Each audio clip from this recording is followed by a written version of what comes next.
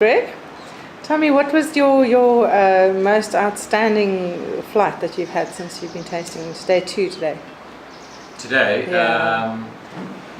I quite enjoyed some of the Cape blends, probably more so than the pinotages, because pinotages just, they're so stylistically different, and while if you get a really good one, you know, everyone's in agreement, but there is such a divergence of style and it takes a lot of thought. And but the Cape blends, you know, if it's really well put together, well made, really seamless, pinotage is playing its, you know, its role but not dominating the wine.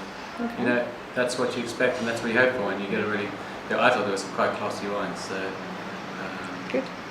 Thank you. Duncan, for you, what stood out? Yeah, I have to agree with Greg. I mean, it was, you know, the pinotage flight was a little bit all over the show. Some really stellar wines, but I mean, the Cape Point flight was definitely, I think, of the wines we tasted today, fantastic. The Shiraz flight yesterday was awesome. We had split in two, and the first flight wasn't so good, but the second flight was, I mean, almost all the wines were really good, which was very encouraging. So, yeah, good fun. Great. And have you done Shannon's yet? No. We did other whites, which were not bad. We had some interesting wines.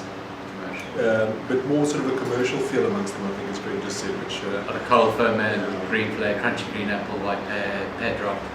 You know, not a single bad wine, nothing that wouldn't sell happily, you know, in any commercial environment, but just, you know, we're not looking for, you know, our next purchase, we're looking for the top 100.